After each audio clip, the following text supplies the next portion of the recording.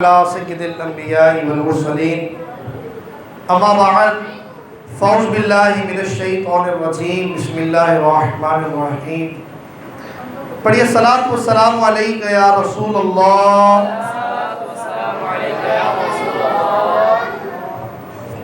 وعلى آلك وأصحابك يا حبيب الله الصلاۃ والسلام علیک یا نبی اللہ وعلی آلک واصحابک یا نور اللہ۔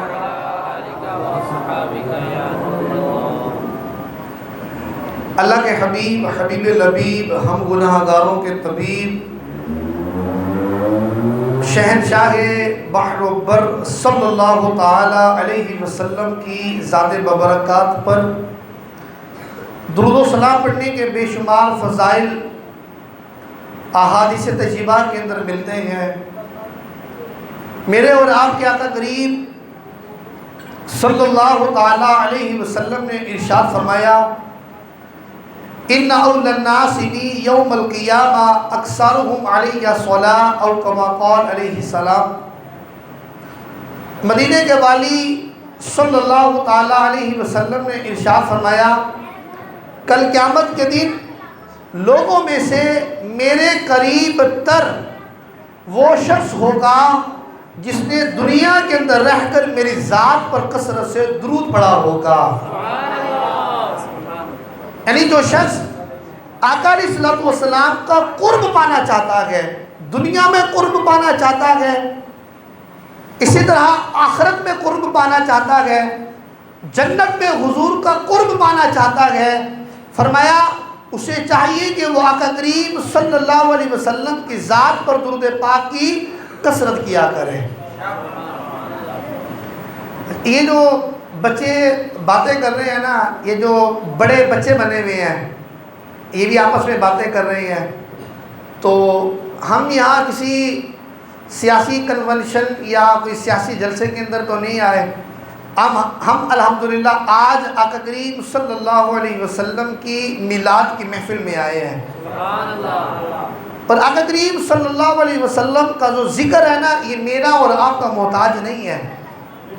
اللہ پاک نے قرآن مجید فرقان حمید کے اندر خود ہی ارشاد فرما دیا ہے وَرَفَعْنَا لَكَ ذِكْرَكَ، محبوب ہم نے آپ کے لیے آپ کے ذکر کو بلند فرما دیا ہے۔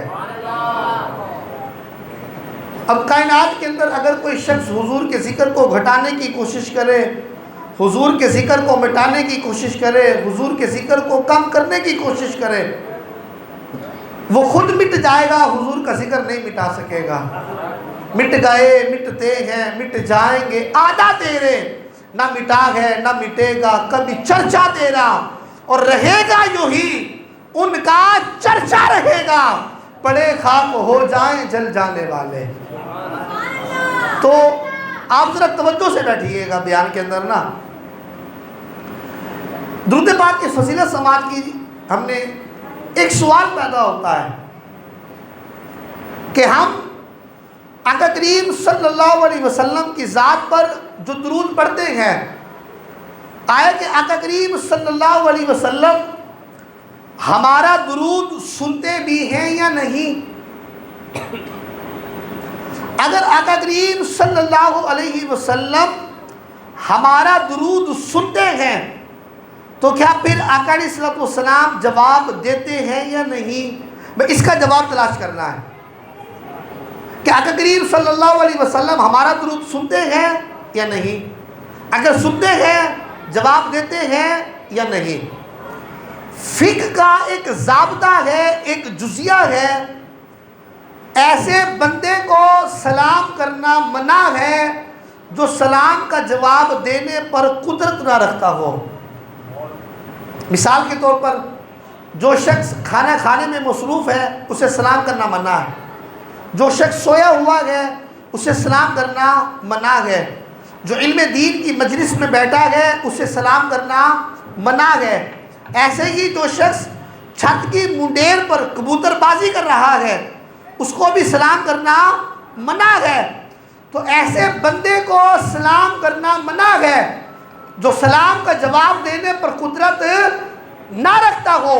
اب اگر اللہ کے حبیب صلی اللہ علیہ وسلم سلام کا جواب دینے پر قادر نہ ہوتے تو اللہ پاک کلام پاک کے اندر ہرگز یہ ارشاد نہ فرماتا یا ایھا الذین آمنوا صلو علیہ وسلموا تسلیما، اے ایمان والو میرے محبوب کی ذات پر درود بھی بھیجو اور سلام بھی پڑھو۔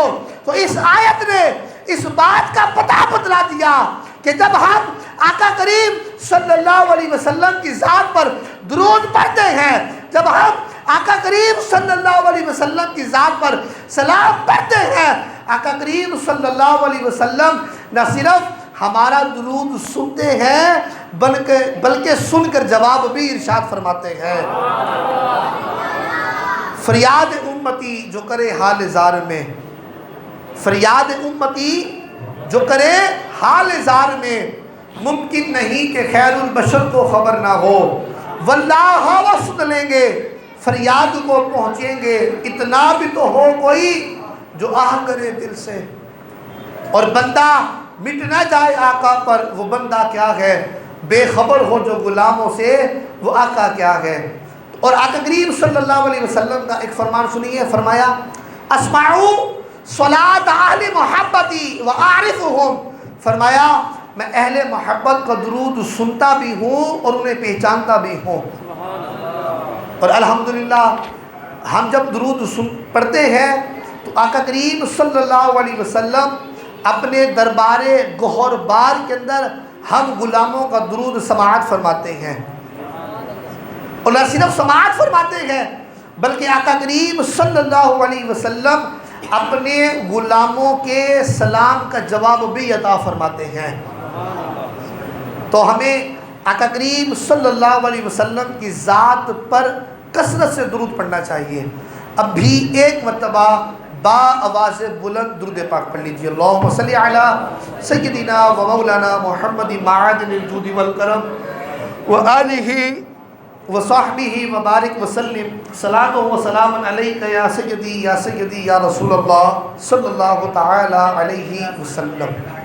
سرکار کی آمد، آقا کی آمد، سونے کی آمد، پیارے کی آمد، مکی کی آمد، مدنی کی آمد، یاسین کی آمد، ہر ہوایا مصطفیٰ، ہر ہوایا مصطفیٰ۔ یہ جو پیچھے پیچھے بیٹھے ہیں نا، یہ آگے آگے ہو جائیں، ذرا تھوڑا آگے آگے ہو جائیں۔ اللہ پاک نے قرآن مجید فرقان حمید کے اندر ارشاد فرمایا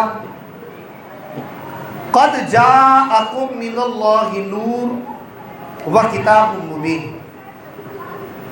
اللہ پاک مجھے اس آیت کے تحت حق اور سچ بیان کرنے کی توفیق عطا فرمائے۔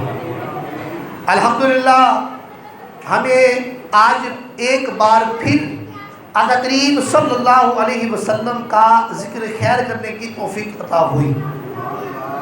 اللہ پاک ہمارے قاری رضوان صاحب اور ان کی انتظامیہ کا شکریہ ادا کرنا چاہیے کہ انہوں نے ہمیں 12 ربیع الاول کے پہلے 12 دن، ربیع الاول کے پہلے 12 دن ہمیں یہ موقع فراہم کیا کہ الحمدللہ یہاں پر روزانہ آقا کریم صلی اللہ علیہ وسلم کے میلاد کی محفل ہوتی تھی۔ اور خوش نصیب ہیں وہ لوگ کہ جو آقا کریم صلی اللہ علیہ وسلم کے میلاد کی محفل کو سجاتے ہیں۔ وہ لوگ خدا شاہد کہ قسمت کے سکندر ہیں جو سرور عالم کا میلاد مناتے ہیں۔ اور ہم کب تک حضور کا میلاد منائیں گے؟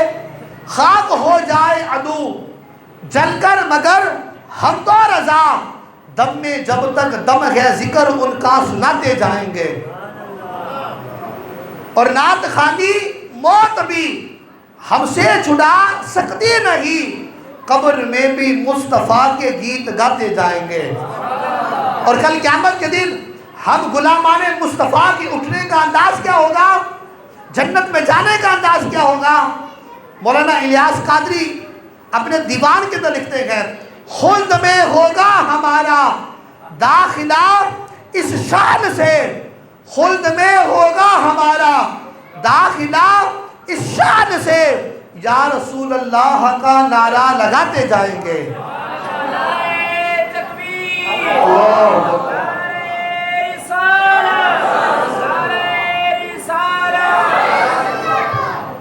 اللہ پاک قرآن پاک کے اندر ارشاد فرماتا ہے قد جاءکم من اللہ نور و کتاب مبین، نہایت ہی توجہ طلب گفتگو شروع ہونے لگی ہے۔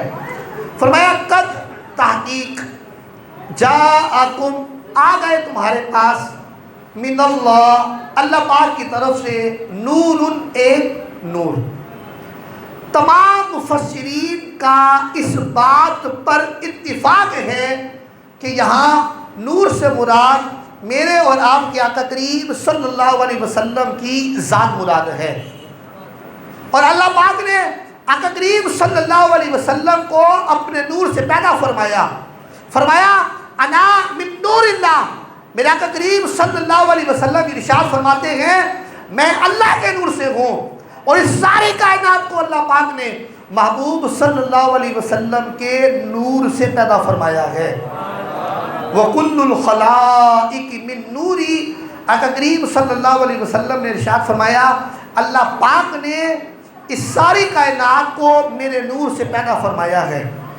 اس کائنات کے اندر آج یہ جو رنگ ہیں، یہ جو کہکشائیں ہیں، یہ جو روشنیاں ہیں، یہ جو اجالے ہیں، یہ جو سویرے ہیں، یہ جو برق و شجر ہیں، یہ جو چرند پرند ہیں، یہ جو حیوانات ہیں، یہ سب آقا کریم صلی اللہ علیہ وسلم کے دم قدم سے ہیں۔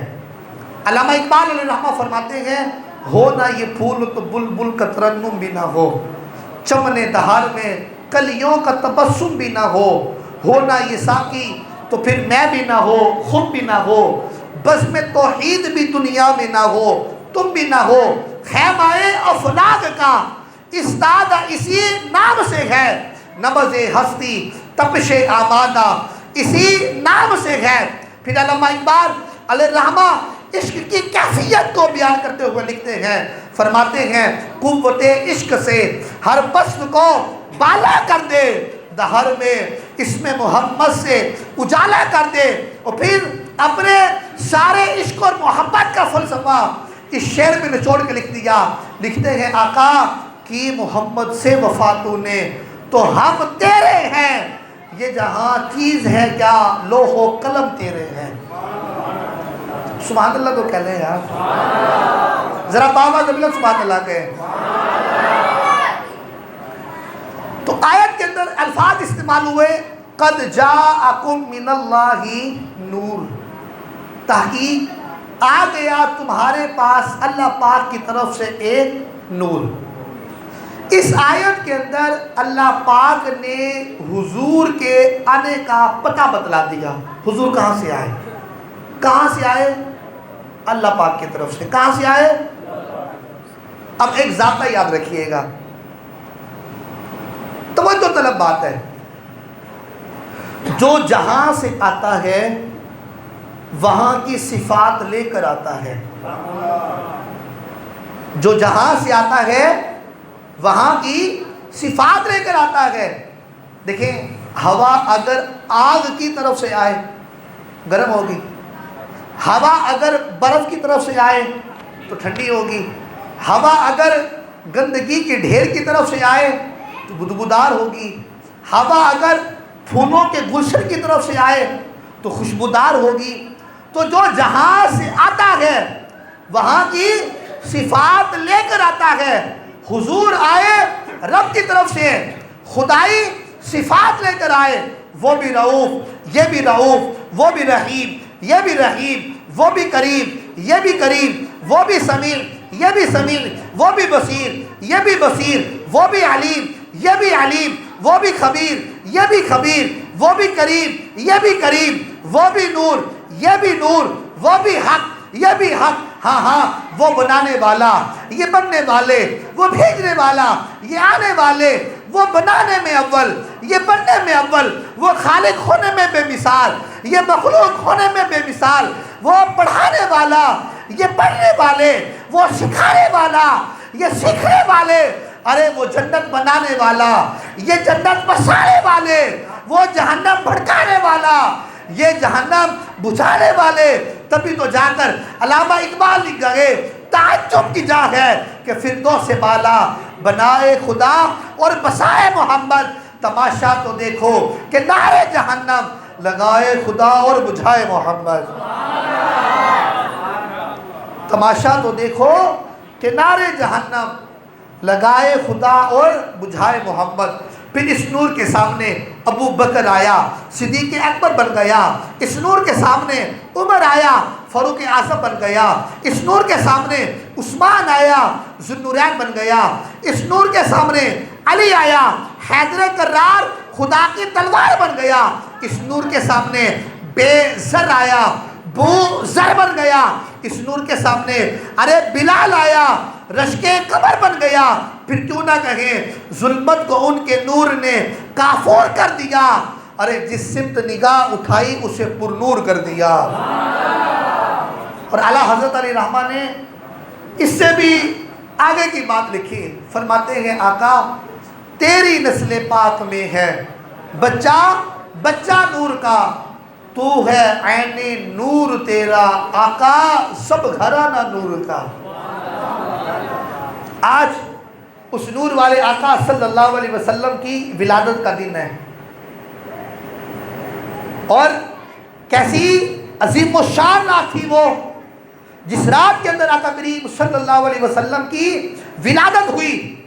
حضرت آمینہ فرماتی ہیں کہ جب آقا کریم صلی اللہ علیہ وسلم کی ولادت کا وقت قریب آیا، فرماتی ہیں آسمان کے ستارے زمین کے قریب ہو گئے. آسمان کے ستارے زمین کے قریب ہو گئے. فرماتی ہے خرج منی نور، ایک روایت کے الفاظ ہے خرجنی من نور.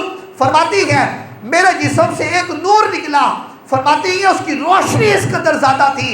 فرماتی ہے مجھے گھر کے اندر بیٹھے بٹھائے شام کے محلات دکھا دیے گئے. یہ نور والے آقا صلی اللہ علیہ وسلم ہیں کہ جن کی نور کی روشنی کی وجہ سے اس کائنات کے اندر اجالے آ گئے. ہے انہی کے دم قدم سے باغ عالم میں بہار، وہ نہ تھے کچھ نہ تھا، وہ نہ ہو کچھ نہ ہو. اور اسی بات کو اعلیٰ حضرت رحمۃ اللہ تعالی علیہ کچھ یوں بیان فرماتے ہیں، وہ جو نہ تھے تو کچھ نہ تھا، وہ جو نہ ہو تو کچھ نہ ہو. یہ جان ہے جہان کی، جان ہے تو جہان ہے. دیکھیں میرا موضوع ہے میلاد اور ہم. آقا کریم صلی اللہ علیہ وسلم کے میلاد کے صدقے میں کتنی برکتیں ملی ہمیں. اس کائنات کا وجود حضور کے صدقے میں ہوا. اس کائنات کے اندر جو آج باغ و بہار ہے حضور کے صدقے میں ہے. وگرنہ آپ آقا علیہ الصلوۃ والسلام کی ولادت سے پہلے کے حالات ملاحظہ فرمائیں. یہ تو بیٹی ہے نا، بیٹی اس کو شکر منانا چاہیے. یہ بیٹی پہلے جب پیدا ہوتی تھی زندہ درغور کر دی جاتی تھی. اس کا باپ گڑھا کھود کر اس کے اندر ڈال دیتا تھا. یا مفسرین کرام نے بیان فرمایا کہ اپنی بیٹی کو قتل کرنے کے اور بھی بہت سارے ان کے پاس ذریعے تھے. یا تو اس کو سمندر میں ڈال کے آ جاتے تھے، یا پھر اس کو پہاڑ پر لے جا کر دھکا دیتے اور وہ مر جایا کرتے تھے. لیکن آقا کریم صلی اللہ علیہ وسلم نے آ کر اس روش کو بدلا. اور جب آقا کریم صلی اللہ علیہ وسلم کے ہاں بیٹی کی ولادت ہوئی تو آقا علیہ السلام نے ارشاد فرمایا فاطمہ تو بضعۃ منی. فرمایا فاطمہ میرے جگر کا ٹکڑا ہے، فاطمہ میرے جگر کا ٹکڑا ہے. اور پھر آقا علیہ السلام نے ارشاد فرمایا جس کی 3 بیٹیاں ہوں وہ اس کو آداب دین سکھائے اور اچھی جگہ پر اس کا نکاح کرے. فرمایا یہ 3 بیٹیاں اس کے لیے جہنم سے رکاوٹ کا سبب بنیں گی. 3 بیٹیاں. صحابی کھڑے ہوئے, عرض کی یا رسول اللہ صلی اللہ علیہ وسلم اگر 2 بیٹیاں ہوں. فرمایا اگرچہ 2 بیٹیاں ہوں وہ ان کی اچھی پرورش کرے, آداب دین سکھائے, اچھی جگہ پر نکاح کرے. فرمایا یہ 2 بیٹیاں بھی اس کے لیے جہنم سے آگ کا سبب بنیں گے. پھر صحابی کھڑے ہوئے, عرض کی یا رسول اللہ صلی اللہ علیہ وسلم اگر 1 بیٹی ہو.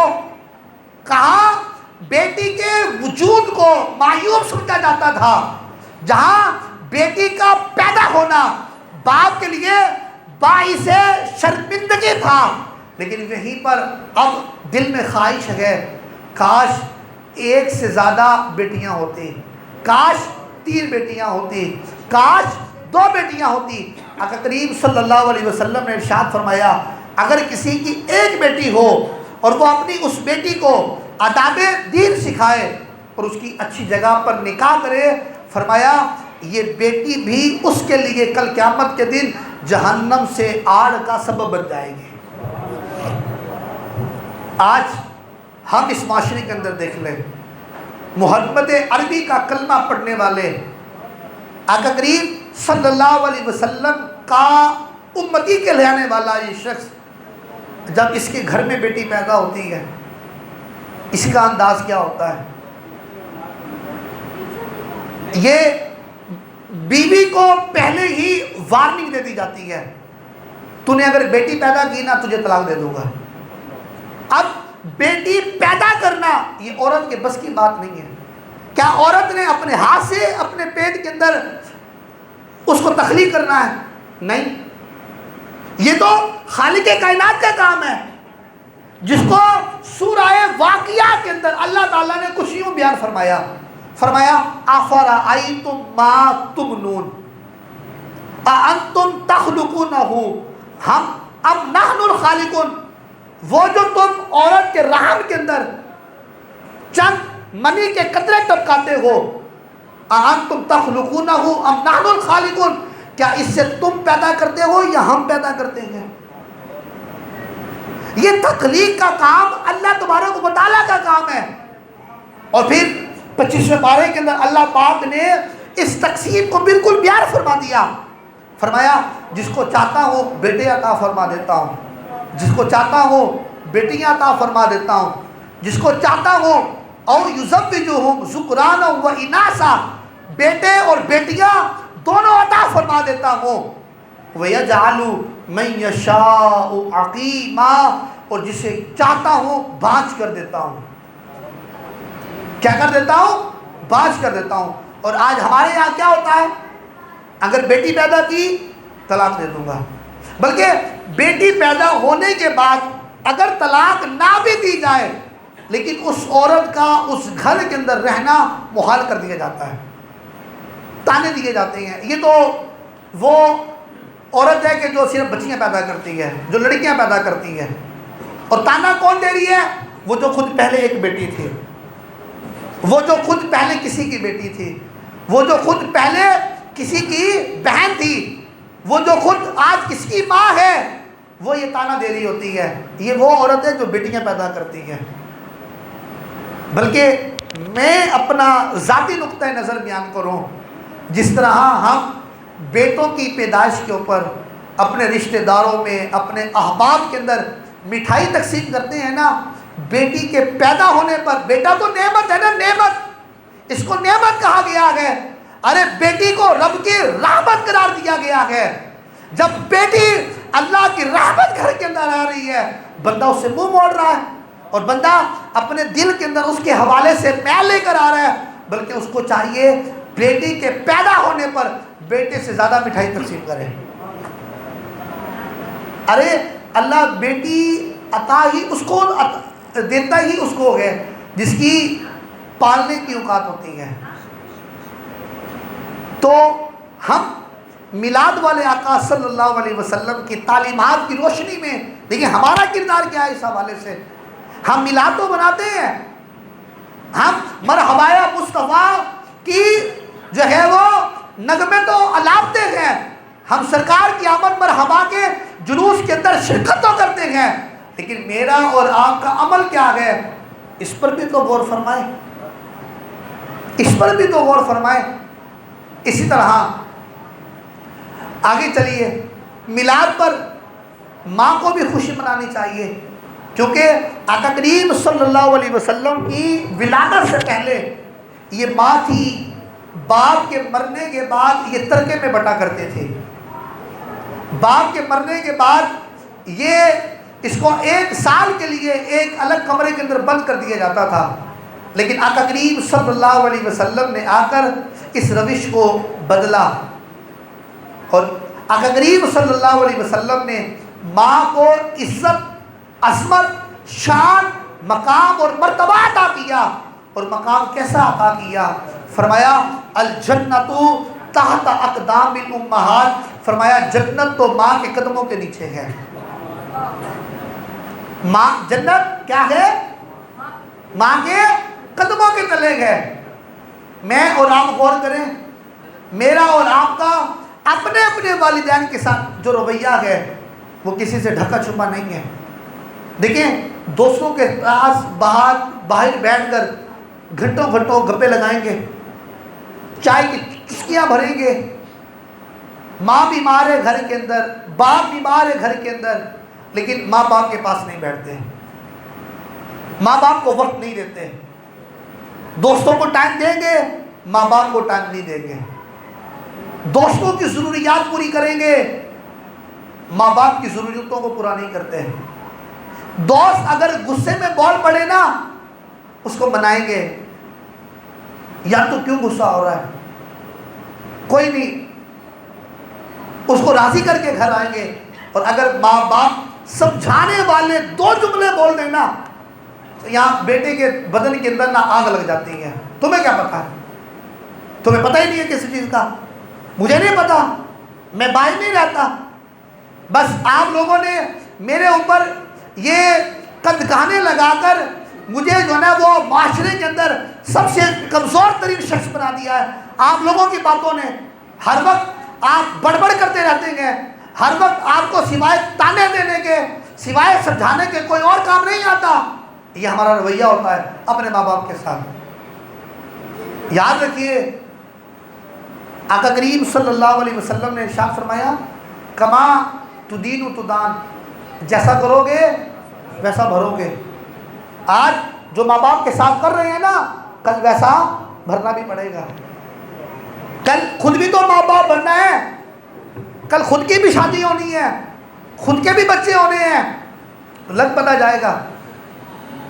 آج جو اپنے ماں باپ کے ساتھ کر رہے ہیں نا یہ بھی آئین ہی بلکہ سود سمیت واپس ملے گا۔ 2 گناہ ایسے ہیں، کتنے؟ 2 گناہ ایسے ہیں جن کی سزا آخرت میں تو ملے گی لیکن آخرت دنیا میں بھی ملے گی۔ نمبر 1 سود، نمبر 1 سود اور والدین کی نافرمانی، بلکہ ایک تیسرا بھی ہے، 3 گناہ، اللہ کے ولی سے دشمنی کرنا۔ یہ ان کی سزائیں دنیا میں ملیں گی، جو مرضی کچھ کر لیں، دنیا مکافات عمل ہے۔ ایک شخص نے آقا کریم صلی اللہ علیہ وسلم کی بارگاہ میں حاضر ہو کر عرض کی، یا آقا کریم صلی اللہ علیہ وسلم نے ارشاد فرمایا ایک زمانہ ایسا آئے گا کہ لوگ اپنے ماں باپ کو گالیاں دیں گے۔ کیا دیں گے؟ لوگ اپنے ماں باپ کو گالیاں دیں گے۔ تو صحابی نے عرض کی یا رسول اللہ صلی اللہ علیہ وسلم ایک شخص اپنے ماں باپ کو گالیاں دے گا، وہ کیسے؟ فرمایا وہ دوسرے کے ماں باپ کو گالیاں دیں گے، وہ دوسرے اس کے ماں باپ کو گالیاں دیں گے۔ آج دیکھ لیں یہ بالکل ایسا ہی ہوتا ہے۔ جب ہم دوسروں کے ماں باپ کو گالیاں دیتے ہیں بدلے میں ہمیں پھول نہیں ملتے، ہمیں بھی گالیاں ملتی ہیں۔ وہ ہمارے ماں باپ کو برا بھلا کہہ رہے ہوتے ہیں، ہمارے ماں باپ کو برا بھلا کہہ رہے ہوتے ہیں وہ، لیکن ہم خدا کے لیے اس روش کو بدلیں۔ یہ 2 ماں باپ ہیں جو 8-8 10-10 بچے پال لیتے ہیں، لیکن آج 10 بچوں سے نا 2 ماں باپ نہیں پالے جا رہے. یہ باپ ہوتا ہے باپ. میں نے ایک جملہ پڑھا تھا کہ دھوپ کے اندر باپ اور چولہے پر ماں سڑتی ہے تب جا کر اولاد پلتی ہے. تب جا کر اولاد پلتی ہے. دھوپ میں باپ جلتا ہے, چولہے پر ماں جلتی ہے, تب جا کر یہ اولاد پلتی ہے. اور یہ اولاد یہ سمجھتی ہے کہ ہم بہت آسانی کے ساتھ جوان ہو گئے ہیں. نہیں, ایسا نہیں ہے, بالکل بھی ایسا نہیں ہے. ہم جب چھوٹے سے ہوتے تھے نا, ہم رات بھر جب جاگتے تھے, ہماری والدین بھی ہمارے ساتھ جاگتے تھے. آج والدین کی طبیعت خراب ہونا تو دوائی دے کے کیا جاتے ہیں کہ ابا جی سو جانا, میں جا رہا ہوں سونے کے لیے دوسرے کمرے کے اندر. لیکن ہمارے ماں باپ نے کبھی ہمارے ساتھ ایسا نہیں کیا تھا. وہ ساری رات اپنی گود میں لے کے بیٹھے ہوتے تھے, میرا لال کب سوئے گا. وہ ہمارے سونے کا انتظار کرتے تھے. اور آج ہم کیا کرتے ہیں کہ کسی سے ڈھکا چھپا نہیں ہے.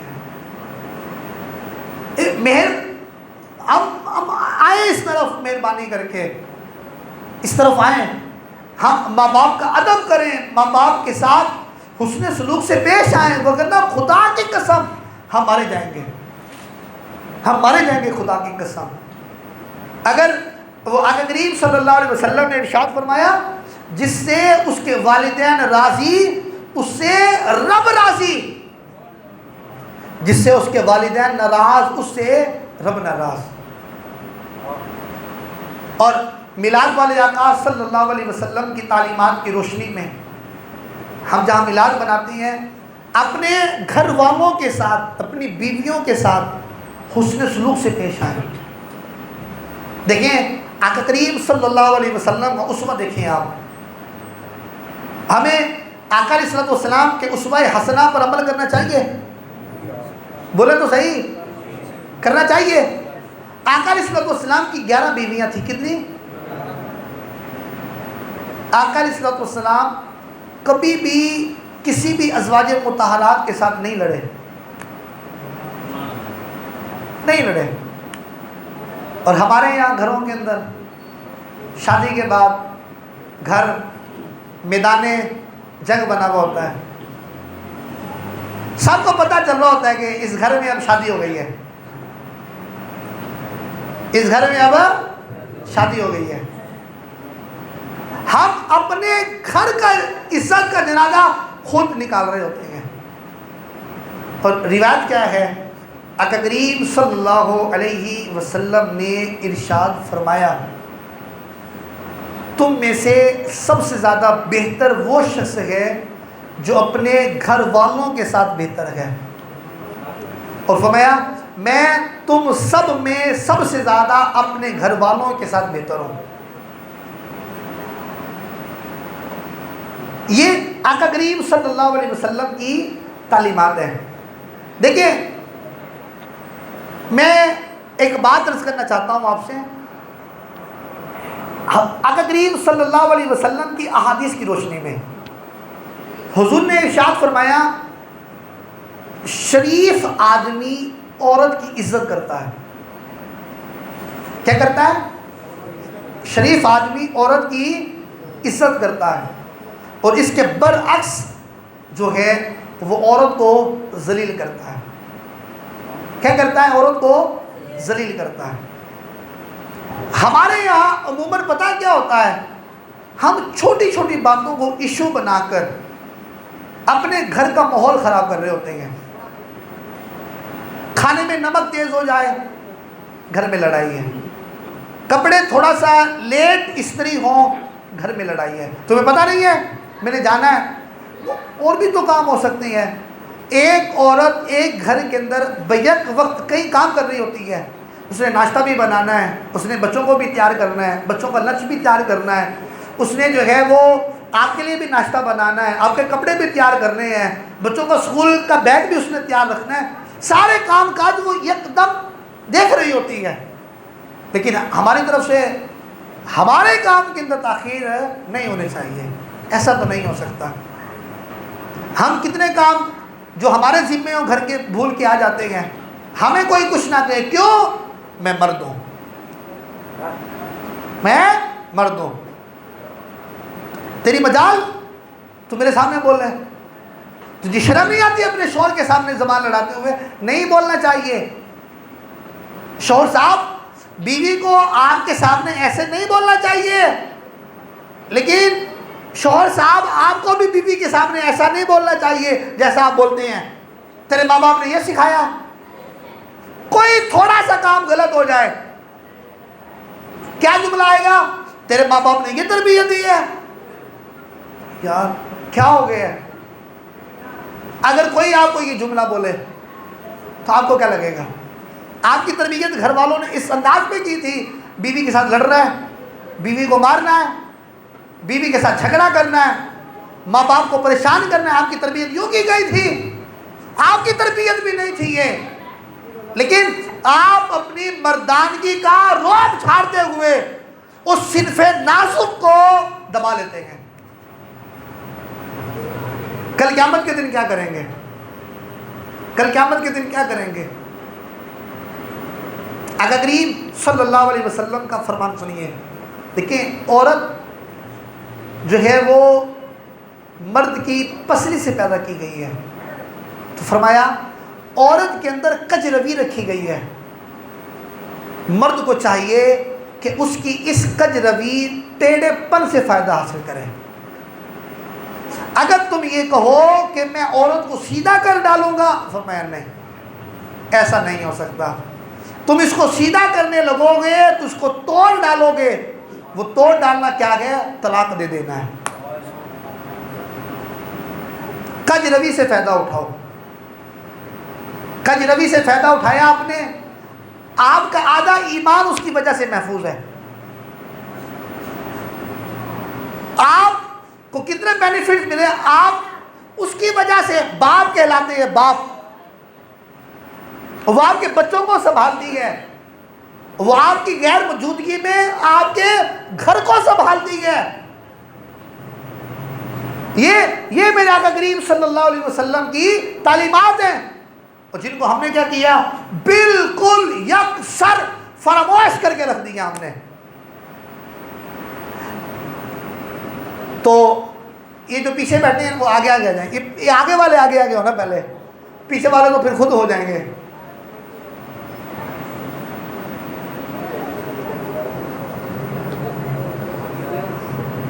نعرہ تکبیر, نعرہ رسالت, نعرہ خلافت, نعرہ حیدری, آقا کی آمد, حضور کی آمد. مرحبا.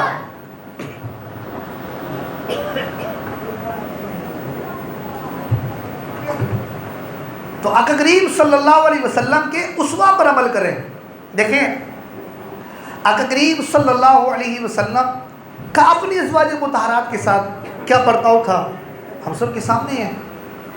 تو ہم نے بھی حضور علیہ السلام کے اس اسوہ پر عمل کرنا ہے, جو میں نے طریقہ کار آپ کو بیان کیا. ابھی پھر آگے چلیں.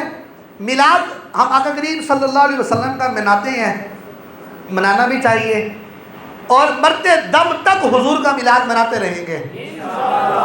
خاک ہو جائے عدو جل کر مگر ہم تو رضا, دم میں جب تک دم ہے ذکر ان کا سناتے جائیں گے. منائیں گے انشاءاللہ حضور کا میلاد, لیکن ساتھ ساتھ حضور کی تعلیمات پر بھی عمل کریں گے. کیا کریں گے؟ حضور کی تعلیمات پر بھی عمل کریں گے. وہ کسی نے بڑی پیاری بات لکھی ہے, ہم بس ایک رات والے میلادی نہ بنیں, ہم روزانہ حضور کا میلاد منایا کریں. گھر میں بیٹھ کر بیوی بچوں کے ساتھ بیٹھ کر اس طرح کی مجلس لگایا کریں, حضور کی باتیں کیا کریں, حضور کے حسن و جمال کو بیان کیا کریں, آقا علیہ الصلوۃ والسلام کا تذکرہ دل نواز کیا کریں, بلکہ اپنی زندگی کی وضاقتہ اس انداز سے بنا لیں جو بھی ہمیں دیکھے وہ کہے دیکھو محمد عربی کا غلام آ رہا ہے, محمد عربی کا غلام آ رہا ہے. اور پھر ہماری نسلوں کے اندر بھی غلام مصطفیٰ پیدا ہوں. میری آنے والی نسلیں آقا تیرے عشق ہی میں مچلیں. دیکھیں یہ جو نام بنتا ہے نا، نام بننے میں ٹائم لگتا ہے، اور اگر خدا نہ خواستہ اللہ کرے ایسا نہ ہو، ہمیں وہ اولاد ہی نہیں چاہیے جو حضور کی ذات پر بک بک کرے. نہیں، ایک بزرگ علیہ رحمہ فرماتے ہیں گلی کا وہ کتا اس سے زیادہ بہتر ہے کہ جو حضور کی ختم نبوت پر بات نہیں کرتا. وہ کتا زیادہ بہتر ہے کہ جو کم از کم اپنے آقا کا وفادار تو رہتا ہے، تو حضور کا غلام بھی کہلاتا ہے، اور اس کے باوجود بھی حضور علیہ السلام کی ناموس پر بات ہو اور تو کوئی بات ہی نہیں کرتا. بلکہ پیر مہر علی شاہ صاحب رحمۃ اللہ تعالی علیہ کیا خوب فرماتے ہیں، جن کا یہ کلام ہے کہ سبحان اللہ ما اجملہ کا ما اکملہ کا ما احسنہ کا، کتھے مہر علی کتھے تیری ثنا، گستاخ کیاں کتھے جاڑیاں، مکھ چند بدر شاشانی گے، متے چمک دلال نورانی گے، کالی زلفت اخ مستانی گے، مخمور اخی ان مد بھریاں. یہ فرماتے ہیں کہ جو آقا کریم صلی اللہ علیہ وسلم کی ختم نبوت کا کام کرتا ہے، اس کی پشت پر آقا علیہ السلام کا ہاتھ ہوتا ہے. تو ہم یہ دعا کیا کریں، اللہ ہماری نسلوں میں حضور کے عشاق پیدا فرمانا. اللہ کی پاک بارگاہ کے اندر دعا ہے اللہ پاک عمل کی توفیق عطا فرمائے. آمین بجاہ النبی الامین صلی اللہ علیہ